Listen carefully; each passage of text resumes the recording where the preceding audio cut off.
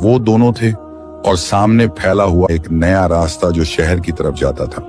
तूफान ने बादल के कंधे पर हाथ रखा और कहा, चल बादल, अब हम शहर चलेंगे और अपनी नई जिंदगी शुरू करेंगे।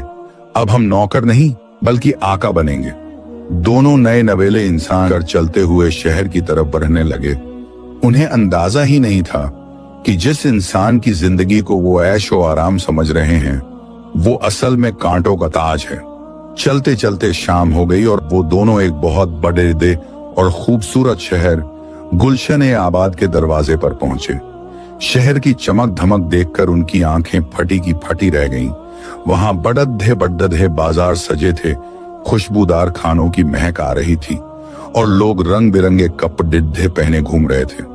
तूफान के पेट में चूहे कूदने लगे। उसने बादल से कहा, यार भूख बहुत तेज लगी है, देख वहां हलवाई की दुकान पर कितनी अच्छी मिठाइयां रखी हैं, चल खाते हैं। वो दोनों एक बड़ी डिढी दुकान पर पहुंचे जहां तरह तरह के पकवान सजे थे।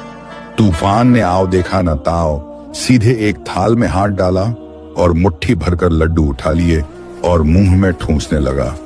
बादल भी उसकी देखा देखी खाने लगा।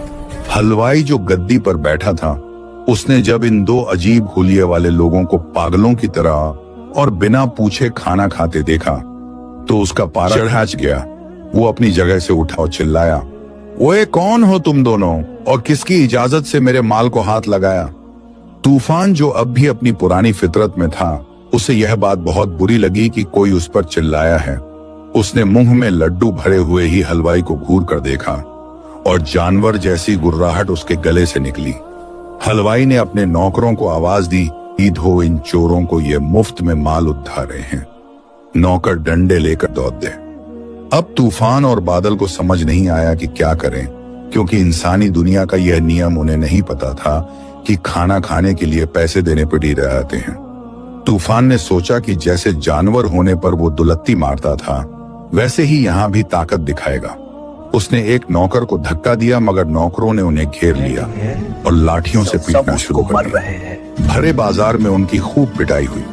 तूफान चिल्लाया, अरे हमें क्यों मार रहे हो? हमें भूख लगी थी, हमने खा लिया, इसमें क्या गुनाह है?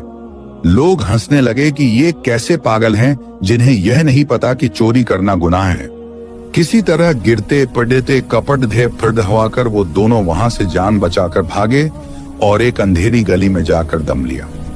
बादल रोते हुए बोला, भाई ये इंसान बनना तो बहुत महंगा पड़ गया। पहले तो सिर्फ मालिक डांटता था, यहाँ तो पूरी दुनिया ही मारने पर तुली है।